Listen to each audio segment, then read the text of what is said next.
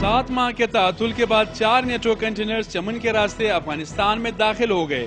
روانگی سے قبل کسٹم حکام نے کنٹینرز کی تلاشی لی اور بعد میں انہیں افغانستان جانے کی اجازت دے دی گئی۔ اس موقع پر پاک افغان سرحد پر سخت حفاظتی انتظامات کیے گئے تھے۔ ہمارے لیویز کی پیکٹس بھی ہیں، ان کو فردر انہانس بھی کریں گے اور جو گشت ہے ہائی ویز کی اس کو بھی بڑھایا جائے گا۔ افغانستان میں داخل ہونے والے ان نیٹو کنٹینرز میں منرل واٹر اور کھانے پینے کی اشیاء تھی۔ نیٹو سپلائی کی بحالی سے 7 ماہ سے بے روزگار رہنے والے ڈرائیورز میں خوشی کی لہر دوڑ گئی، تاہم ان میں عدم تحفظ کا احساس بدستور موجود ہے۔ بلوچستان میں پہلے ہی امن امان کی صورتحال ابتر ہے۔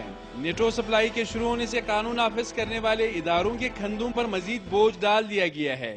نہیں، ہمارے پاس آپ کو پتہ ہے بہت محدود وسائل ہیں۔ ہوم سیکرٹری صاحب نے ایک بڑی مفصل رپورٹ جو سی ہے وہ تیار کر کے بھیجی ہے کہ اس میں ہمیں مزید کیا کیا چیزیں ضرورت ہوں گی۔ دوسری جانب پورٹ قاسم کراچی سے روانہ ہونے والے نیٹو کنٹینرز اور آئل ٹینکرز کل کسی بھی وقت بلوچستان میں داخل ہوں گے۔ دیکھنا یہ ہے کہ پولیس اور سیکیورٹی فورسز کس حد تک انہیں تحفظ فراہم کرنے میں کامیاب ہو سکتے ہیں۔